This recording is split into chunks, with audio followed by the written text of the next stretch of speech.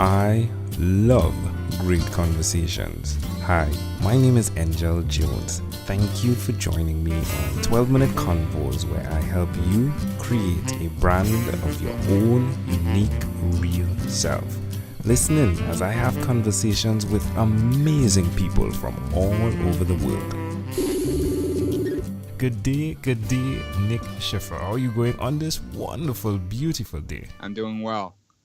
Thank you for having me on. Yeah, sure. It's a great pleasure to connect with you, Nick. Do tell us, what part of the world are you in right now? I am in Boston, Massachusetts. All right. And which of your talents is responsible for us connecting at this time? I think that's going to be a 50-50 split between carpentry as well as my Instagram profile. Oh, really? And if I told you your podcast was part of it, what would you say? I would have to believe that because I do push that through the Instagram quite heavily. But right, yes, the podcast is certainly part of it and is a big piece of what we're doing. So. Well, I can imagine after listening to that podcast, the type of stuff that's going on Instagram, because I'm guessing you're communicating the buildings/houses that are being created by you, the craftsman. Yes, absolutely. Let's tell us a bit more. So the podcast is really derived around pushing quality and craftsmanship back into the trades, and there's been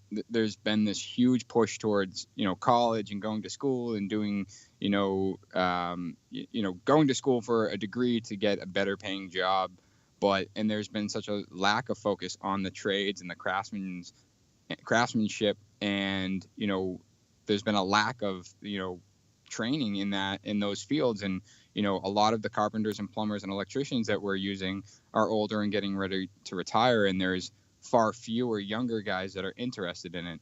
So the podcast is really to help support those that are interested in the trades and help support them in ways, whether it's where do I go for schooling, or how do I do this, or how do I do that, but also pushing the level of quality that people are pushing out. We want everyone to strive for the best quality, not just for a paycheck. Love it.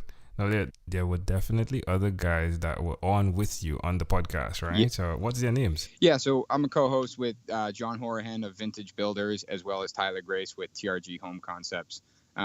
So we kind of collectively became friends, and through the Instagram community, and then started hanging out, and we actually got a speaking gig where we talked about what we do on Instagram. And that was really the first time we connected as a trio. And after that, we were just, we all looked at each other and said, we need to do something with this. And we just basically overnight, went full force into the podcast and decided that we were going to put a heavy focus towards, the entire industry rather than just our personal businesses. That's amazing. Well done. Totally enjoyed that conversation. I think the most intriguing thing for me in the conversation was what is necessary to really have your saw sharpened, if you would, right? Because right. So one of you were at a conference. Was it you or someone else?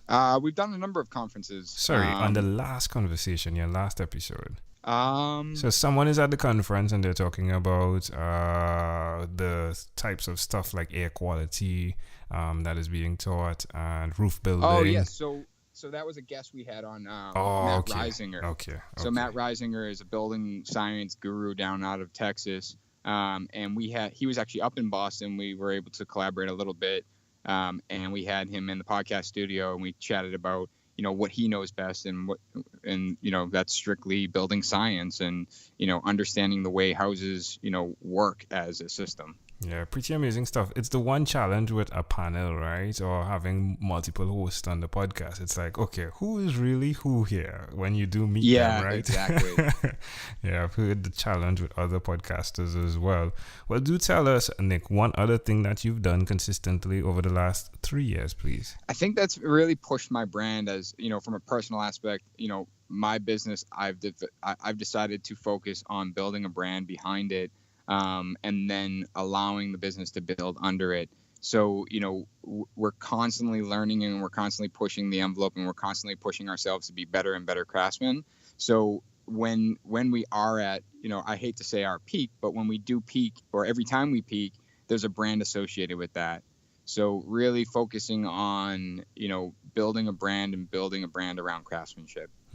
That's intriguing. Now, just to clarify, does that look like you're creating desks, for example. I'm just using an example, and Yeah. when it does peak, then that's the brand thing that you'll create. Is that's what you mean? I don't think we'll ever peak. I think we're always going to push ourselves. I mean, Okay.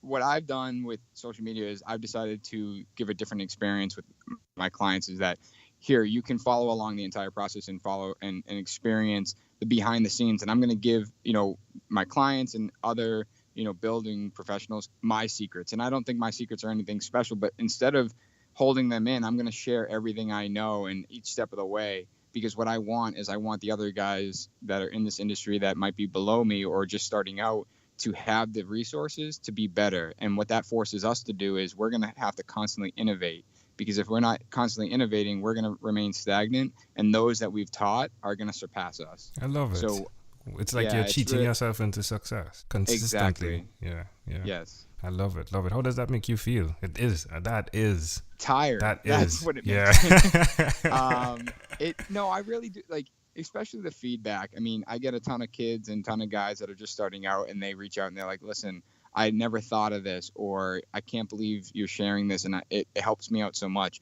That is what drives me, is that I'm able to, one way or another, help someone else achieve what they're looking for. Well done. Well, Nick, do tell us where's the best place for us to connect with you, see more of what you've done. Well, first off, the podcast is The Modern Craftsman. You can find us on Instagram at _modern_craftsman, themoderncraftsman.org, and my personal handle is nsbuilders. You can also find me at www.designbuildrepeat.com. Love it. Well, Nick, let's switch gears for a moment now. Let me Sure. invite you into my time machine that is surrounded with beautiful, warm, blue Caribbean water. All right. Nick, what is your earliest childhood memory? Oh my gosh. I don't know if it's an actual memory or if people have just told me the story so many times that I remember it, but I would say, and this is, which is great, but I was walking through one of the hardware stores with my grandmother, and I had to be 2-3 years old, and I was trying to get her attention because I wanted her to buy me a screwdriver.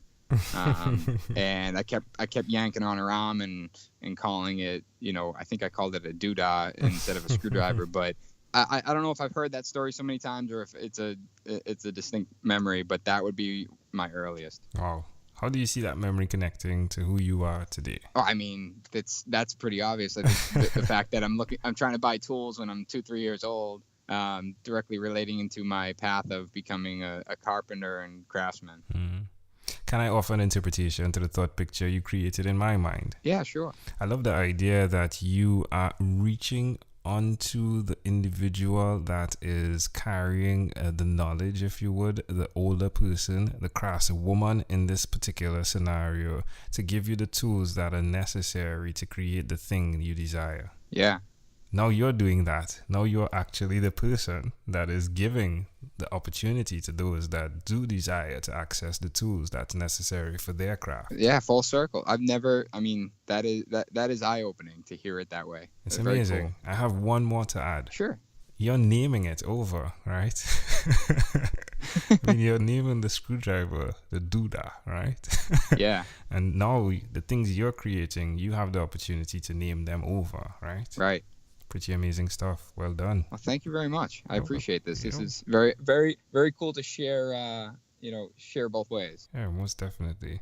If we fast forwarded to when you were 12 years old, what was your favorite song? Ooh, 12 years old. I don't know if I know the answer to that. I would probably say something. It was probably something my parents listened to because I'd spend hours in the car with them. So yeah, what's one song that pops up? I'm sure it's right there somewhere. It is, and it's Coolio. But I don't remember the name of the song, nor do I remember how old I was. But that's like I remember that being a distinct song that I loved when I was a kid. Let's Google that just to be fair to this conversation. Sure. Coolio. All right. Coolio. It was Koolio. Okay. And I just remember it having I know an awesome C.O. beat. I know Coolio, who sang Gangsta's Paradise? I was like, ooh. Yeah. Well, so it's C. Yeah. Gangsta's Paradise. All right. So it's Gangsta's Paradise, is it? I I feel like that's a too obvious answer, but I think that is definitely the song. Yeah, it's all right. That's amazing. And I thought it was okay, but you're right.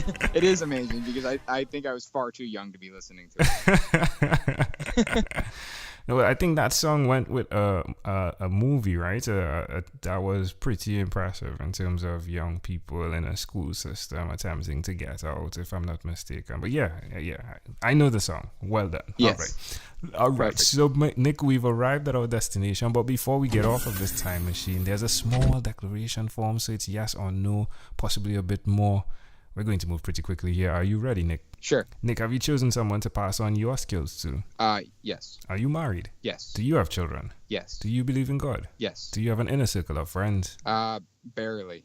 Do you watch TV for more than 3 hours a day? No. How about 3 hours a week? Yes. What about screen time, the phone and or the computer? Is it more than 8 or less than 8 hours a day? Less. If you, Nick, had to share with us your own unique real statement, a statement that represents Nick Schiffer, what would you say that is? Hard work.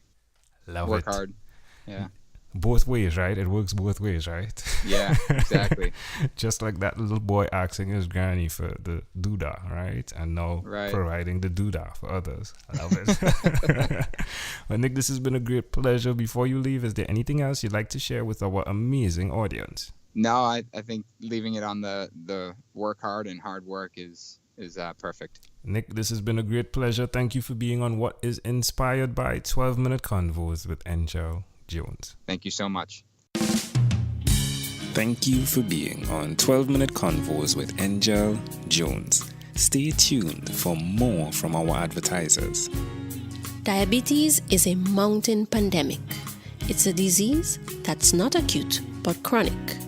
Similar to this rhyming method, I have simplified the definition, the signs and symptoms, and the complications of diabetes for both adults and children in my books, Poems for Patients, A Focus on Diabetes, and The ABCs of Diabetes for Children.